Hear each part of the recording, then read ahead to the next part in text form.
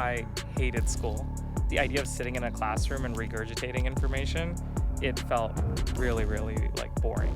I realized that I wanted to also build stuff. I spent more time doing the club stuff than actually the coursework. What does it look like for you to fundraise? And back then, I feel like the meeting app was not one of the most popular sector to innovate in, because nowadays we'll talk about the competition soon, because there's 400 people that are doing meeting notes. I want to start by saying I have immense respect for people that bootstrap. We did it for 1 to 2 years. In a hype cycle, anyone can raise, but the faster things come, the faster they go. I think about competition every day. I think about what can kill us 100 different ways every single day. I hate meetings. I don't like to go to meetings. That's why I built Fireflies.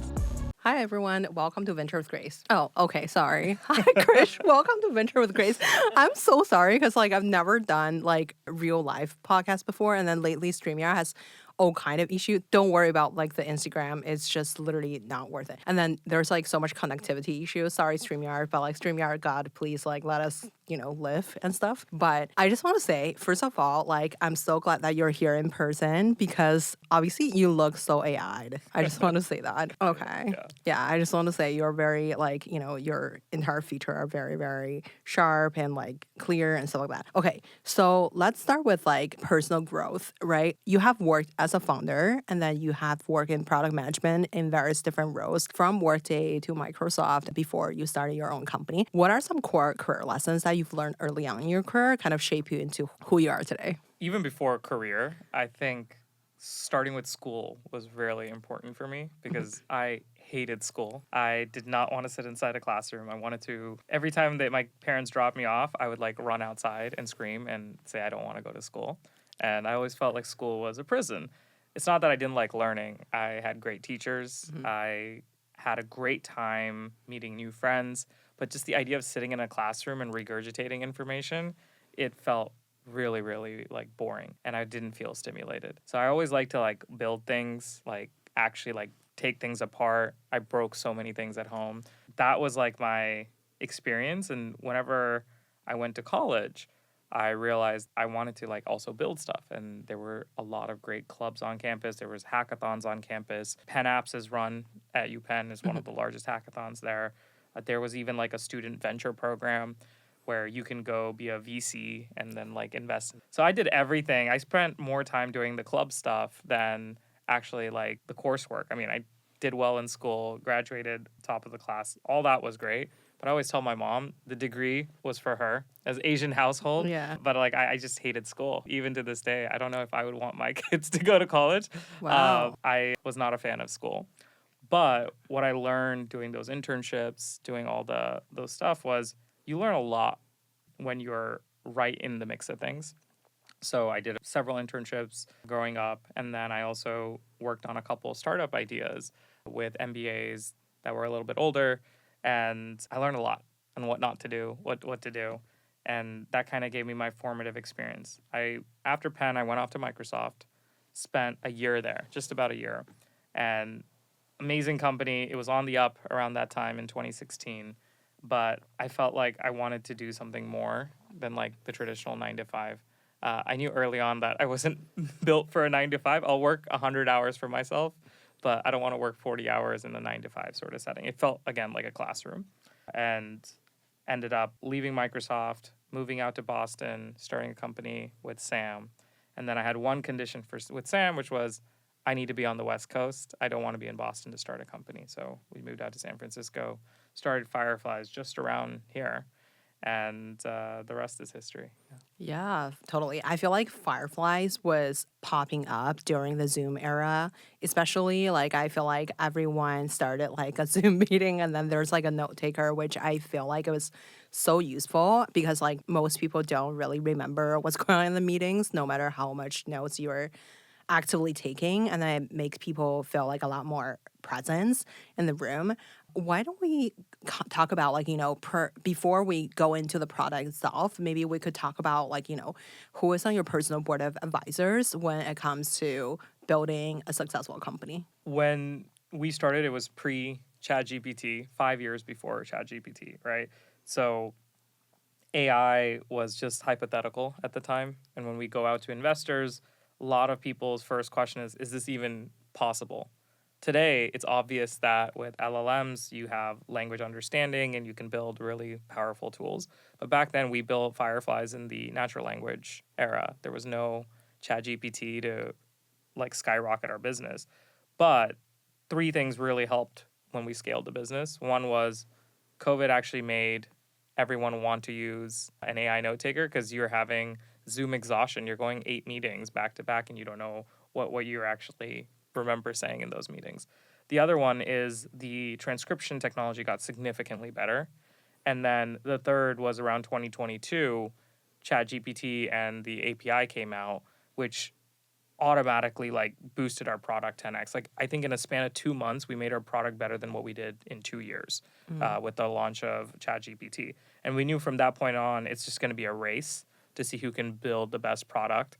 We had really good distribution from the COVID days because everyone was using Fireflies. And now we had a really good product that can justify that demand. And then from 2022 to 2023 to now, we were growing faster than we did during COVID. Everyone was using video conferencing back then. And advisors, my contrarian take here is if you're a startup founder, so much content is online. You can learn everything on the internet. I honestly learned how to code. I learned how to do everything, just Stack Overflow, YouTube. I didn't know what SaaS was, but then I started reading SaaStr. That was my first introduction. I didn't need to go to business school. In fact, don't waste 200K in 2 years on business school. If anyone tells you that you should go to business school before you start a company, don't listen to them, run away from them. I just genuinely believe that kids these days are so much smarter and you can learn things so much faster with Perplexity and ChatGPT. Everything you need to know to build a $1 million company, $1 billion company, you can learn online. So don't fall prey to advisors and people that are going to misdirect you.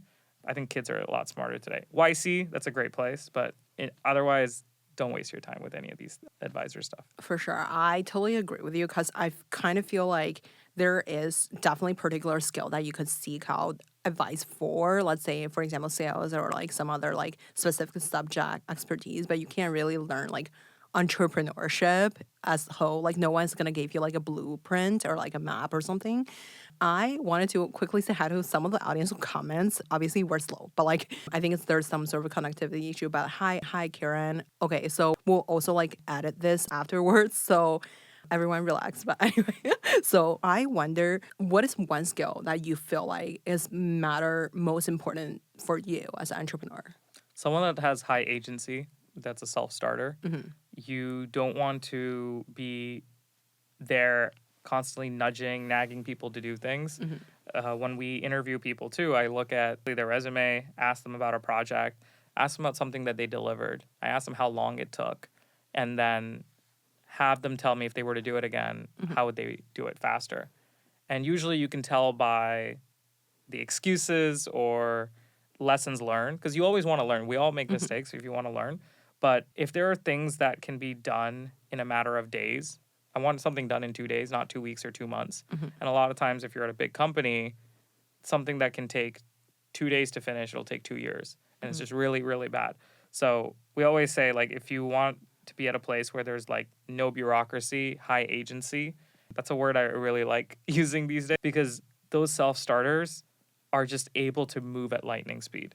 And it's never a trade-off between speed and quality too, because those people are very smart. They can also execute really quickly. And in fact, I think the best people move faster. And this should have been done yesterday type mindset. If you want in your company, like you need to start with yourself as a founder, and then you need to have that DNA and you need to really grow it and nurture it. So that's the most important thing. You can have really smart PhDs, really smart people, but I will take someone that is a high ceiling, someone has high potential to learn, but has high agency, overlap smart person that doesn't have the drive.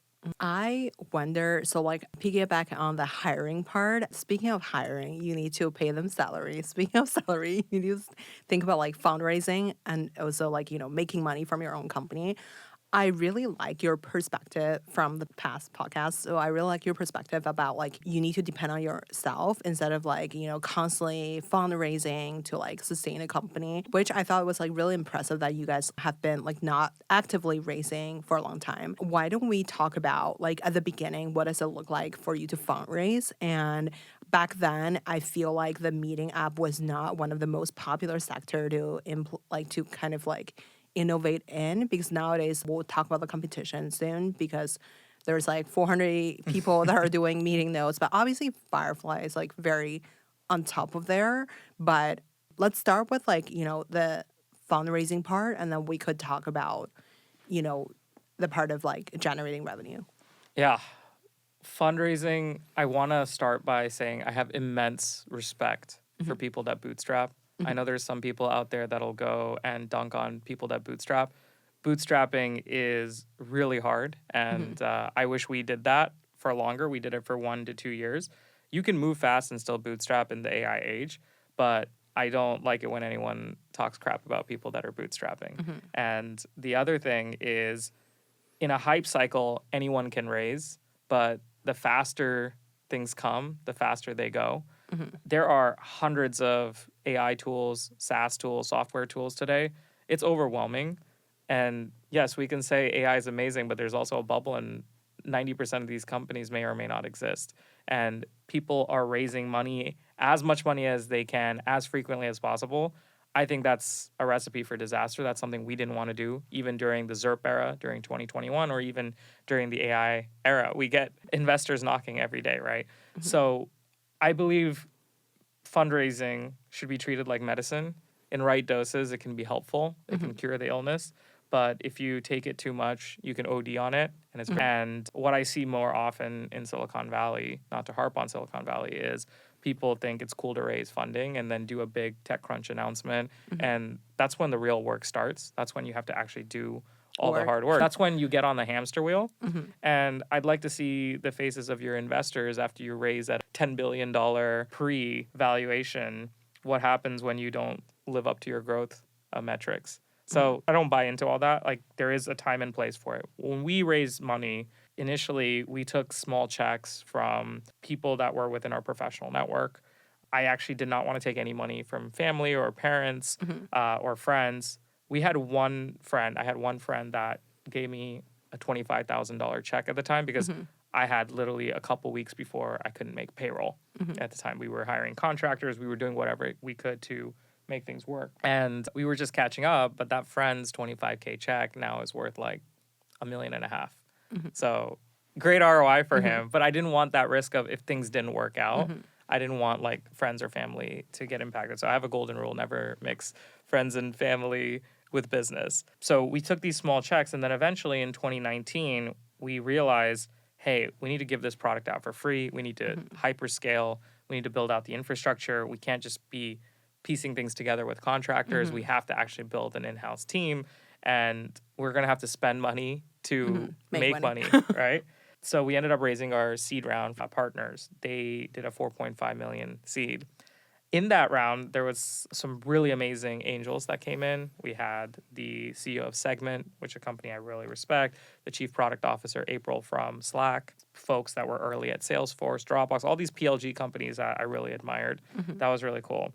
I still was a little bit salty when I applied to Stanford and I didn't get into Stanford for undergrad. And I ended up having Stanford invest in Fireflies through one of their funds. So I couldn't get into Stanford, but I've at least given a class at Stanford and had them invest. So I hope that's good enough for my Asian parents. Oh my God, congratulations. But that was my seed round. And then COVID happened. We launched in January 2020. A few weeks later, COVID happened. Things were crazy. They were all over the place.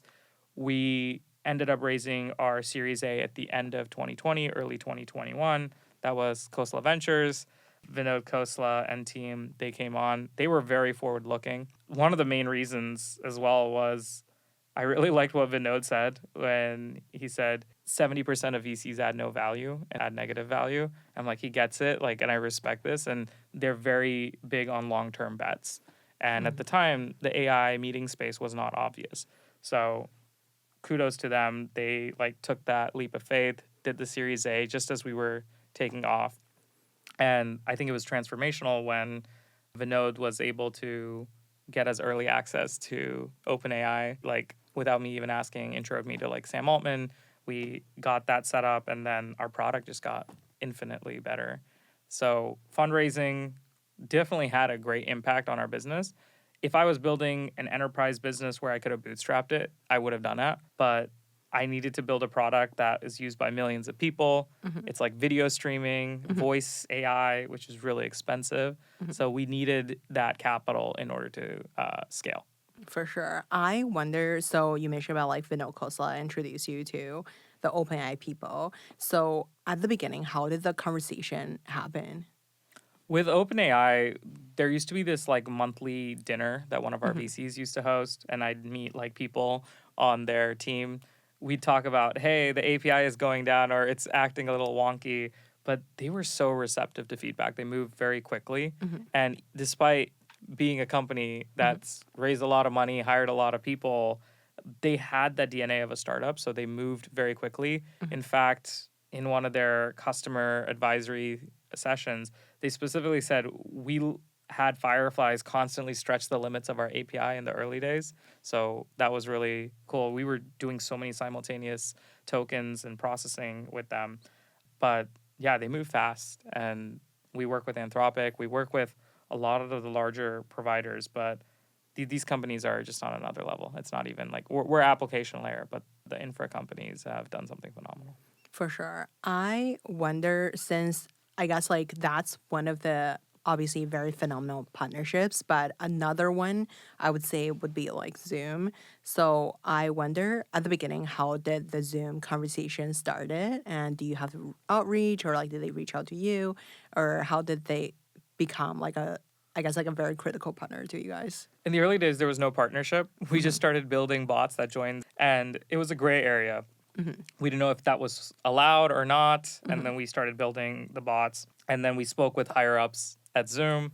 There was also a period when they were putting in some sort of regulation in terms of how bots should be administered, because you don't want bots to be entering meetings that they shouldn't be entering. You don't want people using that to like Zoom bomb and other things like that. So there were times when there was a little bit of friction, but I got connected straight up to Eric, spoke with their leadership team. And in fact, we helped representing what other bot companies would want. So it's almost like you're writing bot legislation for the Zoom ecosystem. And then other companies quickly followed, like Google and Microsoft. Being one of the most used products on top of Zoom carries some weight. In fact, I had a bunch of my competitors reach out to me and say, hey, can we all go in unison and like make a statement and with Zoom and like talk to them? So that was really interesting. But we're now like an approved product API on top of Zoom. But when we first started, it was a lot of gray area. And the whole bot thing, when we started, like we essentially built that out. No one else was doing it. And then a lot of people fast followed. And in fact, now you have like dedicated companies that will help manage your bots for you. And it's just an API call. So we had to build all that infrastructure ourselves because there was no playbook. But once Firefly started taking off, other companies said, this is effective. Let's go also build a bot that joins your meetings, right? I wonder, I really love that. Like, you have to hustle to like build the mini step between like the next stairs to like, you know, yourself basically. And I wonder, when you just talk about like competitors, right? So like now they've reached out to you because you guys become like one of the core, you know, fundamental transcription app. And nowadays, like, you know, there's so many people that are building in this area. So from some of the unicorn companies to just like startups that started by entrepreneurs who have been building different things for a long time, who are very successful. On our show, even there was like a multiple different ones. I wonder, how do you think about competition in general? The politically correct answer that people will give is don't worry about competition. Yeah. Focus on your customers and everything will be great. I think about competition every day. I think about what can kill us 100 different ways every single day. That's part of my job. How do we counteract that and how do we keep getting better? Just because we have that distribution, it's not the right mindset to think that we're invincible. We have to actually be acting very judiciously. Because the moment I think that I'm invincible, that's when I'm the most vulnerable and someone will come out of the blue and overtake you. There are people that are itching to eat market share. And there's a lot of copycats, there's a lot of these sort of things. So we look at competition, we learn from competition, we look at what we can do better. And for us, when we started, this was a very hard technological problem to solve. Now it's been solved. So a lot of people can just go put together a bunch of APIs and build a product. That's definitely a thing that we're aware of.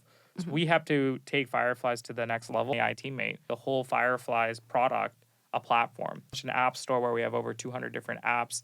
Fireflies can do lots of different skills beyond just taking notes. It can write your reports, it can create emails, it can score your candidates, it can analyze your calls. Anything that a human would have to do after the call ends, Fireflies will start doing that while the call is happening itself. We have real-time notes, which we came out with 6 months ago, that's being used by millions of people. So there is a whole lot of stuff that's happening on the platform. Most people know Fireflies as the note taker, but Fireflies is really this like ecosystem of AI apps around meetings. And we also want to make Fireflies this teammate that, one, you can talk to in meetings with our recent announcement. Two, it can coach and guide you quietly, silently.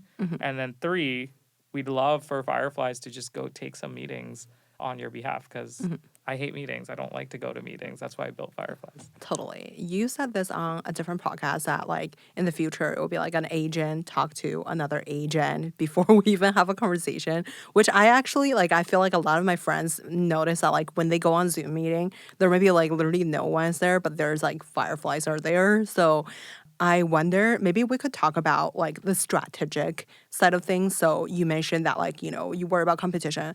I do too. But I think like I constantly read about the Amazon core leadership principle. Though, I mean, I'm by no means, I've like never worked at Amazon, but I just like thought the leadership principle was like so good that like I It's feel like amazing. Yeah. it's about like, you know, focusing on your customer instead of the competition. So I always educate myself like, you know, that's the way it should be.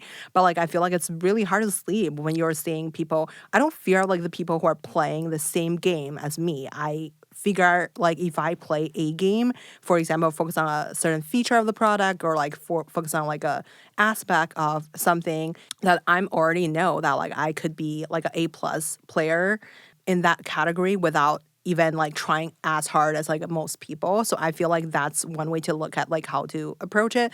But on the other hand, I do feel like personally as a founder myself, I fear of like the people who are playing a complete different game, right? So they enter the game using a complete different strategy. How do you think about like the effective way to think about competition? And then number two is like, what are the product strategy or like maybe I guess like the roadmap that you've thinking, you know, that will set Fireflies apart. Obviously, we talk about turning it into a platform, you know, doing a bunch of different products associated to the meeting ROM. However, like, you know, is there something that you particularly focus on first versus like these are other like 5 different other stuff? Or do you feel like it's more of like having the like a bunch of offerings will kind of like help you stand out? That's a good question for our product discussions. You should just join our PM Oh sings. yeah, please take me. The biggest thing for us, something I admire about Amazon is like customer obsession. And there's so many Jeff Bezos quotes about being obsessed with customers. We take that to a whole nother level. I read every single customer feedback, NPS survey, Wow. churn. Anytime a customer says they are churning and they say they're churning to a competitor, we reach out, we learn about it, and we improve our product. So Fireflies is not perfect, but we are going to be the one that's moving the fastest. And we're going to be constantly like improving our product, looking at our data, making those changes. So I'd say obsess over your customers all day, all night, but be aware of your competitors because they could come out with a completely different form factor that you're not aware of and a different user behavior. So we're constantly learning. And at our scale, there's a lot of data we can gather and learn from just by putting things out in the wild. And people will use your product completely differently than you expect. ChatGPT was an entire experiment. It was a research experiment that they put out, and now it generates 80% of their revenue. You never know until you put things out there, and the path only becomes clearer as you take each step forward. So as we start building these things, there are certain gaps that we've learned that we want to improve on. There's certain things that make Fireflies uniquely have their own advantage. One is with our bots, I can have Fireflies go attend meetings on my behalf. Or like you said, maybe my bot joins and then they're able to catch up in the future, this hypothetical future. So we want to play to our strengths in that regard. Also, for us, security, privacy, making sure that we are not doing something behind people's backs. That's really important for us, because if you're using a silent recording tool or you have some tool that's going to help you cheat in the background and then you get caught by the administrators, that's a whole problem. Like, and a lot of these tools, especially companies, become very smart at detecting if you're using some sort of tool, right? So we want our AI to be ubiquitous, but we also want our AI to be aware of, like, everyone to be aware that you're using Fireflies in a meeting. So that helps as well with perception, with marketing. We probably got tens of millions of dollars of marketing from seeing that Fireflies note taker tile in your meetings. So all of these sort of things are like what make Fireflies have a different strategy versus other products that are taking a different avenue. And then through that, we want to make sure that when we build this as a teammate, it can start doing all these like repetitive, mundane tasks. Like, I believe in the next 5 to 10 years, 80% of mundane tasks are completely going to be gone. So why not just let Fireflies help you do all the busy work so you can stay focused? That is what's really appealing to our users. So just on that, we have years of work that we can do and dig deeper there.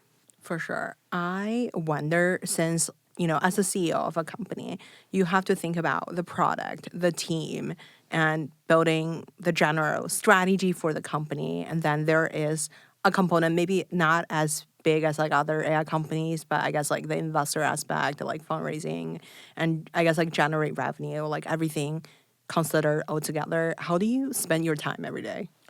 One of the most important things I had to learn was sales is important in every aspect of your job, not just the customers, but when you are pitching investors, when you're trying to convince someone to join your company. Sales is like a skill that I realized I hated the idea of sales, because every time I thought about salespeople, I think of the slick car salesperson that's making you sign a really expensive contract and a monthly payment on a car that you don't need. Whereas sales is a way to put your thoughts together, put together a convincing argument, and you need to be effective. Sales is influence, and influence is what gets you funding, what gets you customers.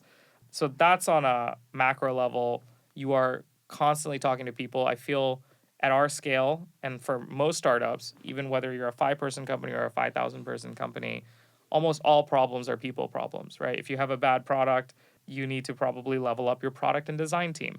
If you are moving slower, it might be a culture problem. If you have salespeople that are just not well trained and taking a long time to respond, that's a people problem. So at a certain level, everything is a people problem, and having great people, training them and empowering them is like the most important thing. And I think I have one tendency, which can also be detrimental, is I don't like to give up on someone so fast. So I want to like keep making it work, and I don't want to let someone go. I feel like I can really like change them, train them. Sometimes that can be detrimental because they were just not the right fit, or we're not the right fit for them, and it can really slow you down. So I think spending more time with people, whether it's our teammates, which I like, or our customers, and then also our investors, that's like where I spend a lot of my time. But I also like to get into the nitty gritty. Like, I know everything that's going on, from the code reviews to what changes are happening, what new vendors we're bringing on, what price negotiations are happening, what is happening with our legal team and our ops team. So I like to be very nitty gritty, very hands on, and then also have the ability to zoom out and understand the big picture, because founders, you have the context, and when you're a fully remote company and not everyone's in the same room, you have to put all these different people together and drive context. And I want to give people autonomy, but I also want to lay down the road and the guardrails so that they're not steering off the cliff, right? So that's what you're doing as a founder, doing because you don't like the output and you want to go back and iterate on it. So I also feel that you get a lot more respect from your teammates when you know what is actually going on, rather than just being a pencil pusher, people manager. I don't like people managers. In fact, our culture is that if you want to be a design manager, you need to be the best designer on the team. If you want to be an engineering lead, you need to be one of the most respected engineers in that team. Similarly, like if you want to be a sales leader, you better have closed the most deals. And we like to hire and promote rather than hire top down. I feel like the promote within your own company is a lot better than you just hire someone from outside the organization, just because like not everyone have the full context, and then you have to kind of like reshape their brain, like what's working in their previous company, because every company is technically different. I wonder, when you first become a CEO, how do you think like your mindset kind of shifted from day one? How, because I think as a founder turned CEO, it's a lot different than a professional manager, just because it is your baby. You started from like the ground up. Like every day you were coding and selling and just doing customer service yourself to like eventually turn it into something scalable. How do you kind of reboost yourself? And is there any action that you took to advance your own management skill? Yeah, I didn't take an MBA to start with. I took no management courses. I maybe read a few books here and there, but everything is like learning by doing. A lot of the stuff that I do is probably not advice. I don't do one-on-one meetings. I have very few recurring meetings. I like to have my calendar empty. But my whole idea is that if you have an issue, come to me right away with it. Let's talk about it. Like I don't want to wake up the next day and solve it. I want to solve it right now, or at least get the ball rolling. And I don't like to have things fester up. Like it's when, for example, people are in relationships, they start to like resent the other person. It builds up over a year. All of a sudden you're like, oh, how did that happen? Like, I don't like that drama. Like it's like, if there's an issue, talk to me right now. Let's like sort it out, or let's figure out how we can like solve it. Same thing with my team. If there's anything that comes up, send it, Slack, message me, and then you'll get an answer within a few minutes, within a few hours at the latest. And when I'm willing to do that, I expect my teammates to be able to move like that. And then you eliminate a lot of bureaucracy. You eliminate a lot of the corporate politics. There is no corporate politics at Fireflies. It's too flat for that. And hot take on professional managers, middle managers, I think they're the first people that are going to get cut by AI, because AI is just going to go through and flatten out orgs left and right. In our company, we really respect individual contributors, and we want to give individual contributors as much scope to succeed as possible. In fact, individual contributors have the ability to make more money than managers in our company. And we want to have very few managers. You want to be self-managing. I'm sure at some point in time we'll write like our playbook for building our company and how we're able to do this by keeping our headcount under 150 people for so long. But if you have really great individuals that have come together and aligned on a long-term vision, you don't need managers, to be honest. Now, if you're at 1,000-person company, you're going to need managers, because so much of that information needs to bubble up to you. And that's when you have that hierarchy style setup. But we want to keep our org flat and small for as long as possible.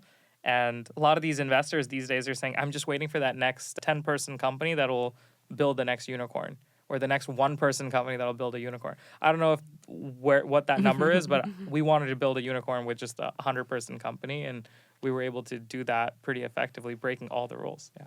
For sure. I wonder, since like you want to build a small company and then scale to billions of people, which you kind of already on the journey or already did lately. So like I wonder, how do you think about, I guess, like the current, since you at the beginning you mentioned about like if you would bootstrap a company, you would. Lately there's a huge trend of seed strapping. So like people raise a seed and then just like build or like generate a bunch of revenue, which is kind of what you guys did. What would be your advice for people who wants to kind of do what you're doing right now, which is, raising enough money to fill the growth, but like also like just build a very sustainable revenue stream? I'll caveat this by saying that if you need capital to grow in certain industries like robotics, absolutely raise capital, specifically for certain types of businesses that are SaaS, PLG, flywheel type businesses where capital is not a bottleneck.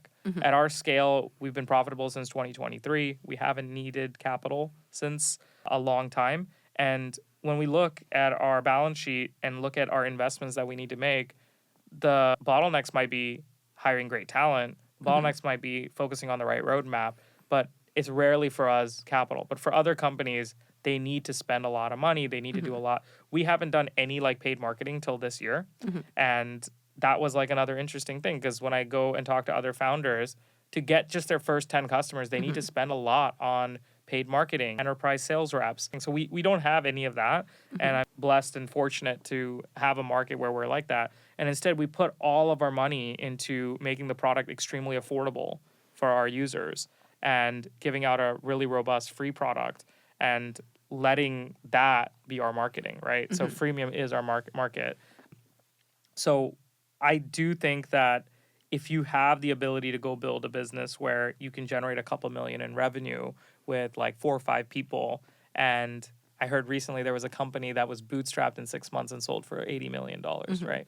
So you're going to have a far greater return, especially at the point of an exit, versus you dilute yourself down and you're a founder that owns like 1% to 2% and you're about to go public. That doesn't excite me. Both my co-founder and I care about ownership and control and the direction of the business. And if the team stays small and we're doing really well, we can really take care of our employees. That's why we did recently a tender offer where we were able to give liquidity to our early employees. So you don't need to constantly be raising money to give that sort of liquidity to people. And that temporary funding boost or secondaries you do after raising like a $500 million primary round, I think that's a carrot on a stick. I don't like that. And I would rather be in control of my own destiny. And so if you're a founder that figured out a way to get to like 2 to 3 million in revenue without raising a seed or doing a small seed, and you know the path forward and you can be break even, go for it. Now, if you want to go build infrastructure layer company, you want to go build the next Anthropic or OpenAI or the robotics, I think I'm not the best person to give you that feedback on that. But there are certain businesses that need a lot of capital, like Uber. I just think that if you're a first-time founder, it's great to aim for that. Your chances of success are a lot lower there than if you are focused on doing something that you can control, like a SaaS business. I'm saying SaaS is easy. Now, all these SaaS founders think, Krish, you think this is easy. It's not easy, but it's a lot better than having to go do like real-world stuff, like manufacturing. Do you consider yourself as a SaaS company or like consumer? Just because I think it's touched up on both sides. It is a work space product, like, I mean, I guess since you mentioned about like, you know, at dates, some people already use your product. Like, I don't know if they're using it just for having casual conversation with friends or it was like actual like workspace, but like I've been using it in the workplace mostly. And how do you define the product category, and then how do you kind of find the right benchmark to evaluate yourself when there was no like significant competition? Well, Fireflies is all about teams and in the workplace. It's a prosumer element to it, similar products like Grammarly. But for us, from day one, our focus, our feature sets have all been for people in the workspace, in the workplace, for teams to use. We integrate with almost every tool you can possibly, even from Salesforces, the HubSpots, the Slacks of the world.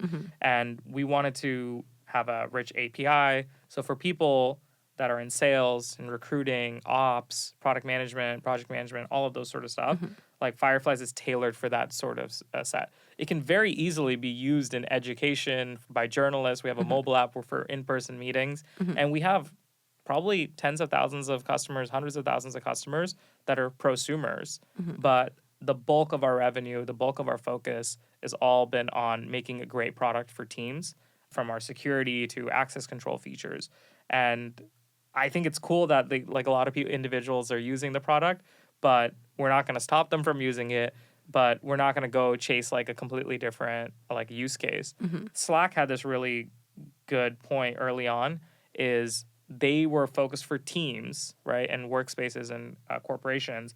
But then all these like communities were using Slack, right? Families were using Slack to run like communicate. My co-founder has a Slack with his parents and his siblings. So people were using Slack for other use cases outside, for running hackathons and things like that. But they didn't go chase that. They kept their focus to teams. So our focus has always been and will continue to be teams. But the product, as it gets better, I'm sure prosumers will enjoy using it as well. For sure. I wonder, when you were thinking about your own strength or superpower or unfair advantage, how do you identify your own strength to the product that you're building? I think even set aside intellectual or technical or product know-how or design. And my one thing is I like to compete. And when I look at competition, I first look at their team and then I say, can I compete harder than them? Do I want it more than them? I think most of the people that want something have been able to get it, because if you religiously think about that day in, day out, every single day, you will make some level of progress. You'll be better than where you were a week ago, a month after that. So for me, I like to compete and I like to win. So that I played sports as a kid. I used to play video games. I like to compete. And that's where it starts. Because when I was in school too, like I was doing fine. I thought I was going to be like, I'll do something. But then someone had mentioned so-and-so got better grades than you, or so-and-so is on track to be valedictorian.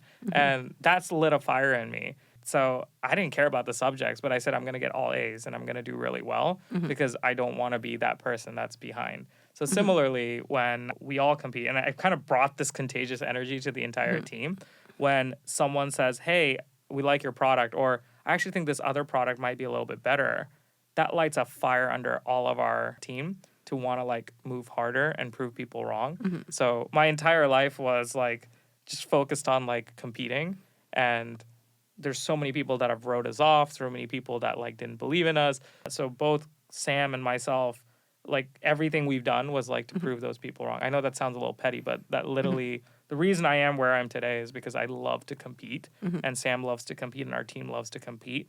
And then we channel that energy into really good product execution and speed and technical prowess. I'll give an example. Sam never worked at a company before Fireflies. He did an internship. That's it. He never worked at a big company. He's never By the worked way, at a software I company. think I met his brother at happy hour, who is a crypto founder who raised from some of the top investors too. Yes, So, his brother is a yeah. crypto. I don't know anything about crypto, but Yeah. yes.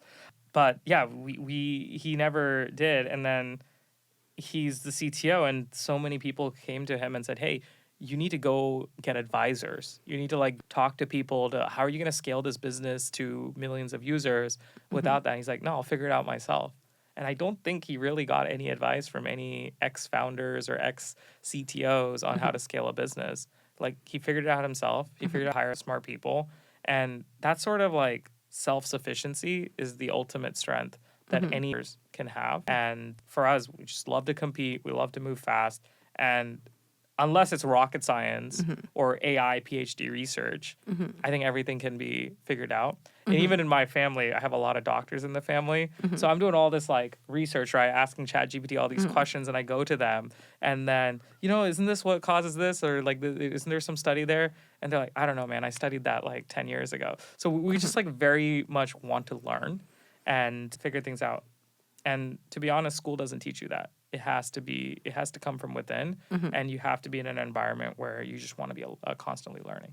I love that. I totally agree with you on like figuring things out on your own. That's like probably one of the best characters. And even when currently I'm hiring like folks on my team, whether it's like part-time or something, I really look for that quality. I feel like it is that mentality that help you succeed or help you like drive yourself to the next steps.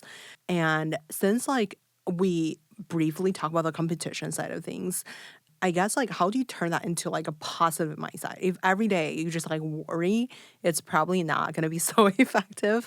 But every day if you're thinking about strategizing, if you don't do work, it's like not going to work as well.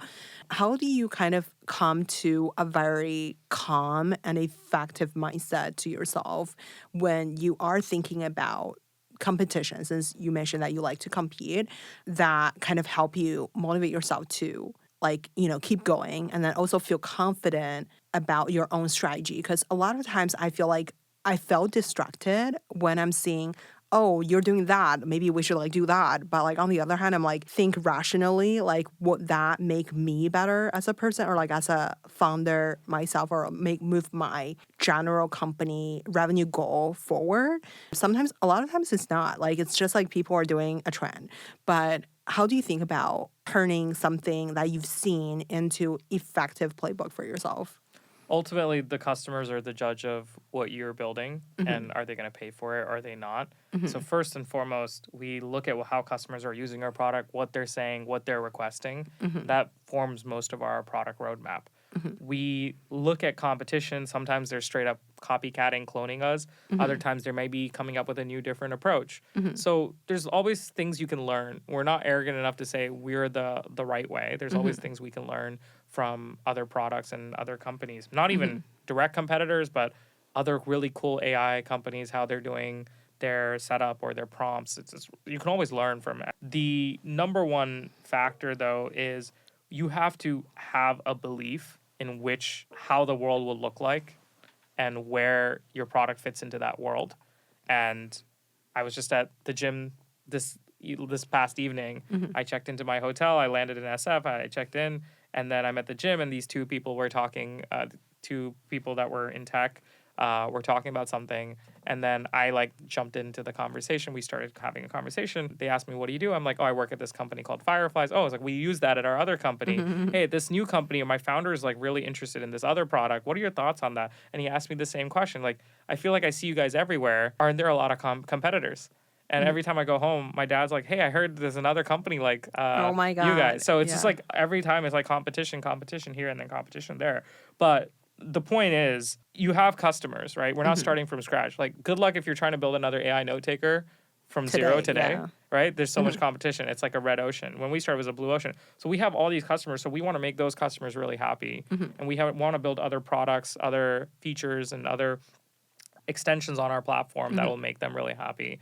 And then we just take them through it. As long as we can really own that customer journey, I don't think all the other stuff matters. The hardest thing to do is start from scratch.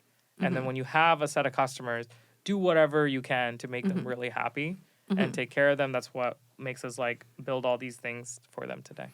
I think one thing you guys did really right was I think you guys tap into a really broad market. A lot of these note takers are famous in the VC industry, the startup note taking app, the scribe for doctors. So there's a lot of subsector companies that exist for a specific sector or thrive in one setting or generate meeting notes in one setting. But you guys are very broad. And I wonder if you're thinking about go to market today, what would be one segment that you would target? Not that I feel nowadays if everyone trying to start a Fireflies today, it's probably very, very hard. But I wonder at the beginning, maybe we could talk about the past, right? So when you guys first started, who was the pro user at the very beginning? And how do you guys kind of scale very fast to a very broad range of people? So there is pros and cons to building a horizontal SaaS product. You cover a lot of surface area, but then you have a lot of different ICPs, ideal customers that want pulled in 100 different directions. And when you go down 100 different paths, you get nowhere. So we had to really focus on building the core features that all of our broad user base would like. And now this year, we've released Fireflies for finance. We have Fireflies for healthcare with a HIPAA version of our product. We have a Fireflies for sales, Fireflies for recruiters. And now we're using our app ecosystem to build all these vertical specific use cases. So if you are using Fireflies for recruiting, you're going to get specific recruiting style notes. You're going to integrate with all the ATS systems. We're going to have scorecards and ways to score candidates, review all of the information from there.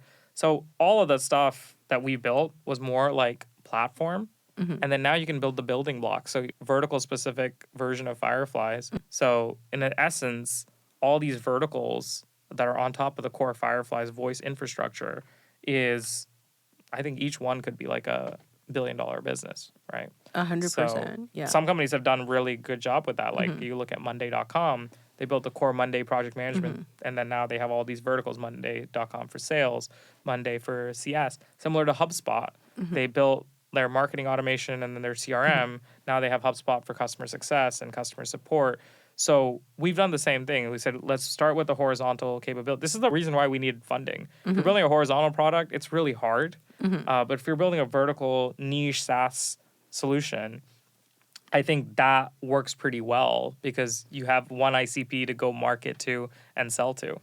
So I also think in the world of AI, vertical specific SaaS is not going to last because it's so easy for these horizontal companies now to just go pick off each vertical. And I that's a contrarian take, but I just don't think vertical SaaS is as defensible as it was 5 years ago. Like software is eating the world, AI is eating software. And software. and I've seen a lot of vertical specific SaaS products that are actually inferior than the general products, but they're just very good at marketing and sales to that particular ICP. So they own mindshare.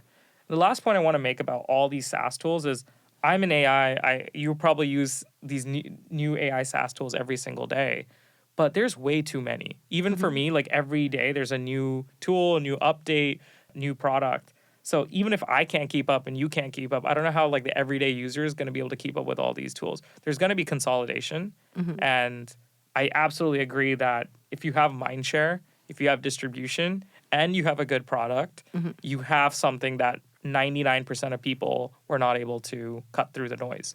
So now you're in the driver's seat, and if you mess up, it's in your hands. So I don't think people are going to be able to use this many tools and keep up. There's just too many. So I don't know, maybe in the future, ChatGPT just becomes that tool that does everything for you. Until then, we want to continue building the best AI product for the workplace possible. I wonder, since you have been building the company for a while, and since like you guys have launched sector specific products, how do you think about the insights that you took from these different subsegments? Is a doctor using it the same way as a recruiter? I mean, obviously it's not going to be the same, but I'm sure, I guess, like when it comes to building the product itself, like is the challenge the same, or would it be like a very different way to, I guess, like structure the meeting notes or like extract a certain aspect of things? I actually think 90% of the product is the same for everyone. It's the last 10% that you customize, you tailor. It's just the marketing and sales that people do make people think that the product is like infinitely different. You're using the same stack. It's almost all the same. It's just the last 10% that's different. And then for us, if we've perfected the 90% for 5, 6, 7 years now, so that focusing on that 10%, and even that 10% can be built using building blocks, it's very, very like straightforward for us. But when we launched Fireflies for finance and we were trying to go get our initial customers, I had no idea we had tens of thousands of financial advisors already using Fireflies, the general version of the product. Now it's only going to be better for them that they have a tailored solution where they have tailored summaries for finance and tailored integrations for finance. So I honestly think when I look at anything, I try to take 80-20 or 90-10. What's that 90% that's going to benefit everyone? And then we'll do the 10% later. In terms of unit economics, how do you think about building a revenue sustainable product? So when I first started my business, my husband actually sent me a study that like, you have to keep the first like 3 years 50% and up margin, or like I guess like there's like a certain stats on like, you have to have really high profit margin to sustain your company to go forward as a bootstrap company. But for venture-backed company, how do you think about the profit margin and unit economics? Obviously, no need to share any data, but I don't know if venture-backed companies even care about margin. Oh yeah, literally like no, they're just like spend as much money as possible, exactly. Burn as much money as possible. As long as you're growing, we'll fund the next round in good times. Yeah. That's the VC mindset, right? For venture-backed companies, you end up getting pulled into that. Yeah. For us, we just said after we raised our Series A, we never want to raise funding again. We want to be in control of our own destiny. We actually want to do that at the seed, but then the Series A happened during the pandemic. Things were accelerating. And after that, like, yeah, we were within the next 1 year, we became profitable. But when we started, our power users were costing us money. Like a user would be paying us, but we would be losing more money on them because they were using it so much. That's a good problem to have, but that can be really crazy. And I always say, like, it doesn't make sense to spend $5 to make $1. That's 90% of venture-backed capital-backed businesses. So we had to turn the ship around, figure out how to build our own infrastructure, manage our own costs. When you're using LLMs, when you're doing voice, when you're doing transcription, that's insanely expensive. So even today, as we compete with all these upstarts, I'm pretty confident that they are burning a lot of money to make money. And we're using our economic cost advantage, the economies of scale, to essentially flood the market and give out our product for free or really affordable price. So for us, like, we have healthy margins, but that was actually a byproduct. We didn't really focus on margins when we were building. We just said, hey, we're losing money here, and we need to make sure that we get profitable or break even at some point in time. And we mapped it out, and we got there exactly the month that we planned to get there, 2 years out from our Series A. So that was a really interesting experience. But we also have the ability to lower our margins to blitz scale faster. We don't just have to raise capital. We can do that as a leverage point. So there's a lot of little interesting things that you can do. But there's also an advantage because you look at all these LLMs, they've cut their cost 1,000x in the last couple of years. So eventually the commoditization of LLMs and infrastructure, or maybe even SaaS as a, makes people wonder. And again, this is controversial.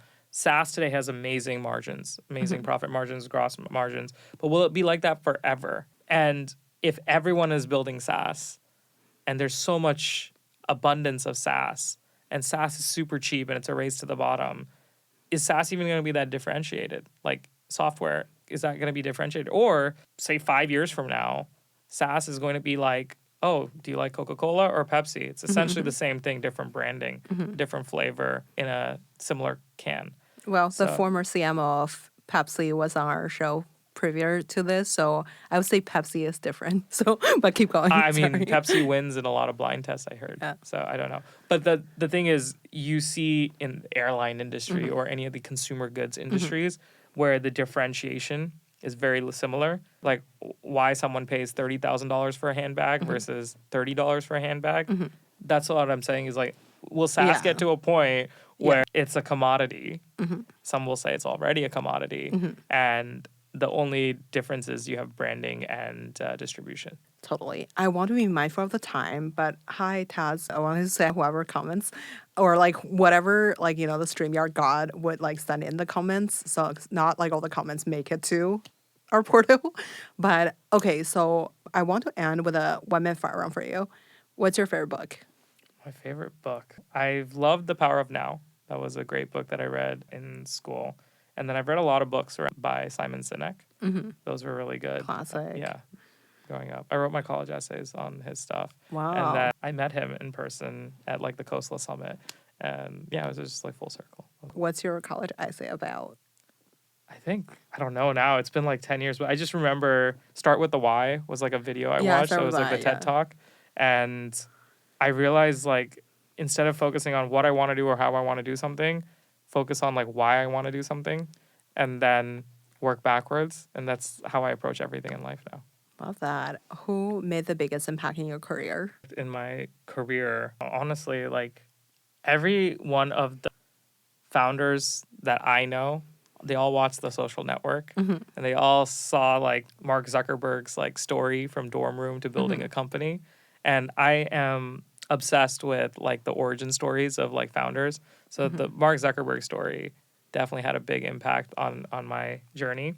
And right when I was in school, the show Silicon Valley came out, and I was watching that, and I stopped watching it because it became too close to reality as we were starting our own business, all the mess ups that we were doing. So I would say like almost all the top like entrepreneur stories. I love the Acquired podcast where they talk about like how did Google get started, how did Facebook get started. So it was never one person, but it was just like learning about all these entrepreneurs and how they got started. That was really inspiring. For sure. Who would you invite to a dinner party? I have a lot of questions I'd want to ask Peter Thiel. He's very contrarian. Where can we find you outside of work? Outside of work, probably on the tennis court. I love watching movies. So I used to, when I had more time, I would watch one movie every week. And when I was younger, I'd watch like one movie every day. Now it's like one every month. But oh my God. watch a lot of Wow. movies, Indian movies, Bollywood movies, American movies. Just movies is a big part of my life. So yeah, you'd probably see me at like a movie theater. Now I have to ask, what's your favorite movie? Oh my god. I used to love all the spy movies, like the old James Bond movies, the Oh Bourne wow, series, the possible classic. all of yeah, all of these like sort of action movies. And then nowadays like the TV shows too, like and like Jack Ryan, all those things. I just love anything like spy thriller. That's Love. my stuff, yeah. Amazing. Well, Krish, thank you so much for coming on the show today. It was such a wonderful conversation, and I'm sure our audience agrees since some of them already commented. And thank you Thanks. It again. was my first time doing a live stream, so this is cool. Thanks. Amazing. Yay.